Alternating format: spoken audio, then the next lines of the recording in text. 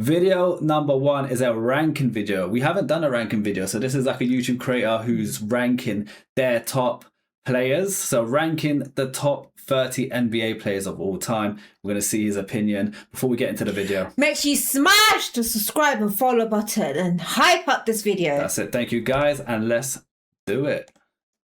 Now that we went through every position and ranked the best player from it, we're mashing them all together and ranking the top 30 players of all time, at least in my opinion. Let's see. For current players, and I wasn't even sure I was going to make this all-time one, but it's been getting requested a lot. So Who do you think's going to be number 1? Top player? Yeah. It's got to be Michael Jordan, and everyone puts MJ as number 1. I'll be surprised if MJ is not number 1. It's either going to be MJ or LeBron. Well, we'll see who top 5 is. Yeah. That'll be interesting. Keep in mind, just like every ranking video, everyone's got their own opinions on their list. Smash! I'm going to do my best to Appreciate the sub boss mode. But if you disagree, okay, just go ahead with your hate comments and roast me. Number 30, John Stockton. All-time leader in steals, all-time leader in assists, great defender, solid scorer, and was a perfect second option on what should have been a championship Jazz team, if it wasn't for Michael Jordan. 29, John Havlicek. Havlicek doesn't get talked about often, but there's no denying that he's still so one of old the school best players the NBA has ever seen. Averaged 29, 9, and 7 in his best season, Ooh. while making the all-defensive first team. 28, Allen Iverson. When I was putting so the first 2 players, I don't recognize the names, but Allen Iverson 28, that's quite low, isn't it? 29? 28, he's skimming through them. Pay attention, Fats, you missed 29. Who was 29? This dude here. I thought it was the same guy. No, not the same guy. He's skipping through it quick. So okay. if you're slow, you're missing it. AI 28, that's quite low. Where would you guys place AI? Let me know what you think. We'll pull it back a little bit. In the all-defensive first team. 28, Allen Iverson. When I was putting together this list, I wasn't sure whether or not AI was going to make the cut. Oh my god. You didn't even know if he'll make it. Carried his team to the finals on his back. One of the greatest scorers ever. It would have been tough leaving him off this list. Number 27, Isaiah Thomas. Isaiah Thomas I've heard of. Close one. Thomas was like the original Chris Paul. He was an elite defender, and even though he didn't put up the numbers that Iverson did, he was a true leader and led his team to victory, which was how under him they won 2 straight championships. 26, Kawhi Leonard. Oh, the claw. Here. Everyone likes to shit on Kawhi because he sits out games, and some people say he's good though, which leads to a whole debate. But it's hard to argue against Leonard here, because the only thing he hasn't done in the NBA is win a league MVP. Aside from that, he's not won an MVP. No.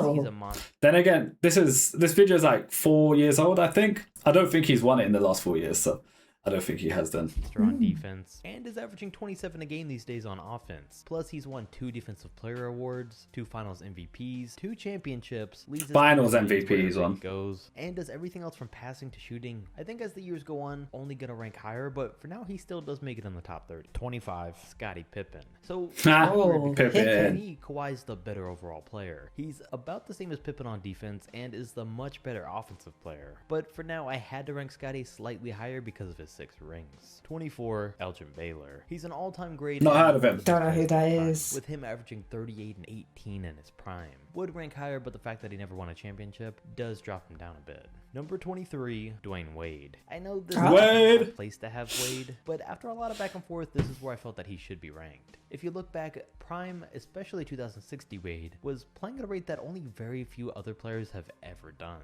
Then after his prime as a second option to LeBron James, for the most part he made the transition into that role look pretty effortless. And that's not something all stars can do. Plus, he really was one of the most complete shooting guards that there ever was. He was sick at his prime. Great passer, solid rebounder, and a great shot blocker. His 2 championships with LeBron helped his ranking some, but his 2006 ring is what took him to the next level. Number 22, Moses Malone. Moses rarely ever gets the credit he deserves in conversations like these, but he deserves it. One of the greatest rebounders of all time, and even though he never won a championship, he probably would have if he hadn't bounced around 7 different teams in his NBA career. And I say that because even though he did, he still won 3 MVP awards. 21.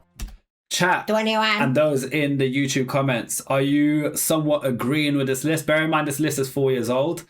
Do you feel like these are fair rankings at the moment? But this is based on what this guy thinks. Yeah, it's his opinion. It's an opinion. It's not numbers. It's like you making a list. Yeah. Obviously, he's probably got more experience in it, like watching the sport. But let me know what you guys think, or you think is bad so far. Let me know. David Robinson. If it's not Moses, then David is definitely the most underrated center in NBA history. He wasn't a fancy player or anything, but he could literally do everything on the court, which was how he won 2 NBA championships, a league MVP, was a defensive player of the year, scoring champ, rebounding leader, and a blocks leader. Damn, he had a record. Dr. J. Guys like LeBron James refer to Dr. J as a top 5 NBA player of all time. And during his prime, maybe, but a lot of that was spent in the ABA. So he did lose some rankings because of that. Number 19, Charles Barkley. Barkley 19, he made it. Okay. Disadvantage. But even with that, Barkley was quicker and stronger than most other power forwards in the league at the time. Most notably, though, he won a 1993 MVP award over Barkley. Jordan, then took him to 6 games in the NBA Finals. Even as he got older, though, he found ways to dominate without as much pure athleticism. 18, Kevin Garnett. Some people have Charles Barkley over KG. But I have Garnett as a top 4 power forward of all time. He also won an MVP, helped his team win a championship, did everything else just as good as Barkley except score, but Kevin was a much better overall player because of his defense and his ability to shoot the ball. In KG's early days, he was a monster, and if the Wolves... This is the loudest the videos go in chat, so if the video's a bit quiet, there's nothing I can do on my side because it's maxed out everywhere. It's just the creator of the video just had it quiet. Would have gotten more help. He wouldn't have needed to go to Boston to win his championship. 17, Karl Malone. The fact that Malone's not Malone, I've heard of him. shows just how much talent we've seen throughout the history of the league. And he is a big step up from Kevin Garnett with the 2 MVPs and the flat-out dominance over the 20 years that he played in Utah. But we just couldn't rank him over Dirk Nowitzki at 16, and it's something that I talked about in my all-time power forward ranking. Oh, Dirk is 16. Guys, do you agree with that? Dirk 16? He's obviously got an amazing He's a bit low in my record. opinion. Then again, it's all time. There's a lot of competition. 16, I think that's quite fair. I think that's quite a fair ranking. Yeah, but it depends on who's beaten him, though. We'll find out. It's coming. Like I said, this is based on what this guy thinks. Yeah.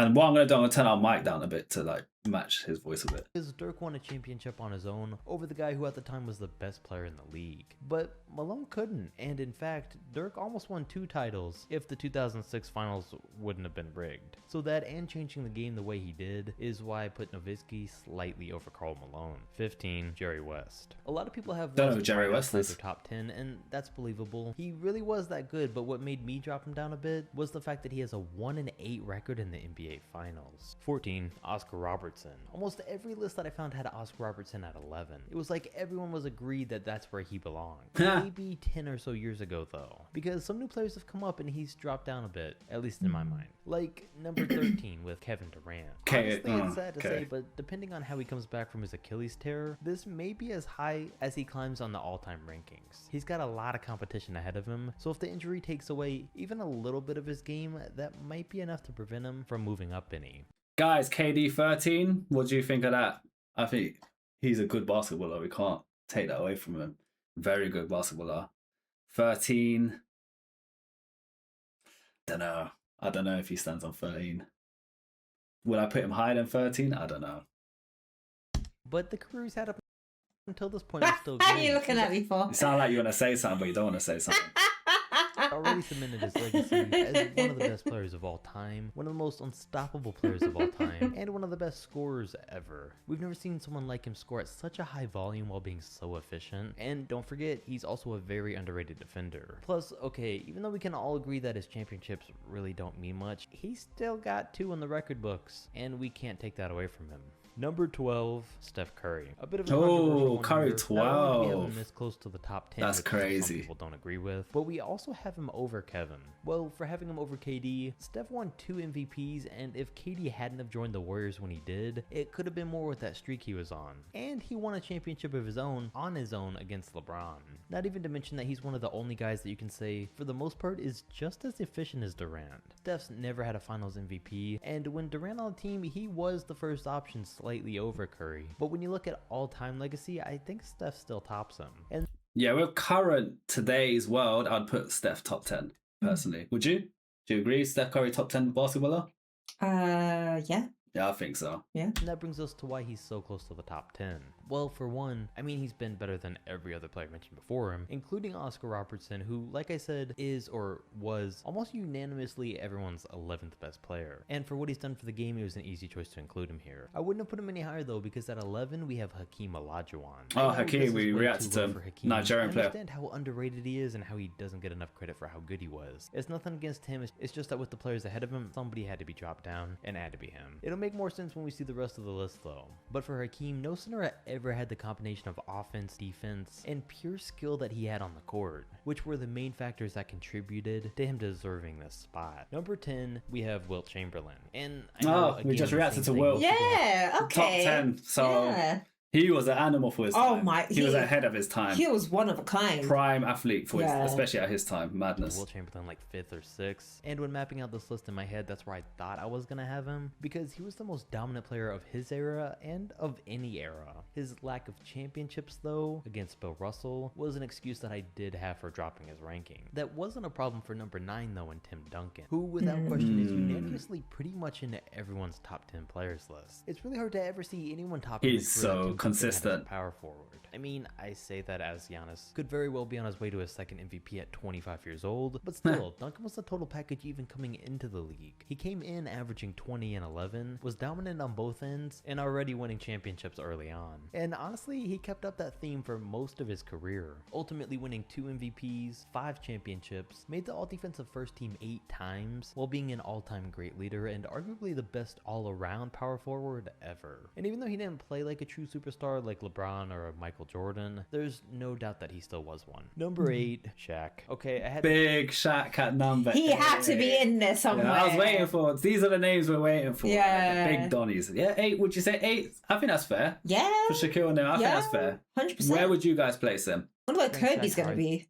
It's got to be top 4. He has to be Take somewhere. anything away from Wilt, but you don't think that if you drop Shaq in the 60s that he also would have averaged 50 a game? There's no doubt that he would have. And Tim could easily be switched out for Shaq here, but I gave this one to O'Neal because even though he had a much Oh my god, Mike's pushing the whole thing. He's pushing the whole rack like it's nothing. It's normal. much better. And he actually did play like a true superstar. Number 7, another controversial one here. 7 for Kobe Bryant is pretty Oh, I thought it was going to be top 5. Not gonna lie, I'm surprised at 7. 7's still good, but I thought he'll be top 5. 30 list, I know. But here's my reasoning. Shaq was the slightly better player during their 3-peat together, I'll admit that. But keep in mind, at that time, Kobe was around 22 years old. So that's like today, Jason Tatum playing alongside LeBron, and all the fans trying to determine who's better. The fact that there was even a discussion for that, based on where these guys were in their careers, speaks a lot on how good Kobe was. Also, Bryant won 2 titles and made 3 finals appearances after Shaq, while Shaq only won 1 thanks to Dwayne Wade. So that's why I have him over Shaq. The 5 titles for me puts him over Wilt, and Tim Duncan could have easily ranked over Kobe, but since I had to put Kobe over Shaq and Shaq over Tim Duncan, it just ended up like this. Number 6, Bill Russell. So as you'll see, Bill Russell, we heard of him in the Wilt video. With Bill Russell as the We've not reacted to him, have we? He didn't get crazy stats compared to other guys of his time, but always led his team to championships. Just like Tim could beat Shaq and guys like LeBron, Russell did the same thing to guys like Wilt Chamberlain. Number 5 then goes to Larry Bird. And some of his credit Bird and put him lower. But for who he was right behind Magic Johnson the whole way. Magic was always slight. This guy's placing Magic like second or something. You know what? I feel like he's more into old basketball than he might have Magic as number 1. He'll have a top 3, defo, I reckon.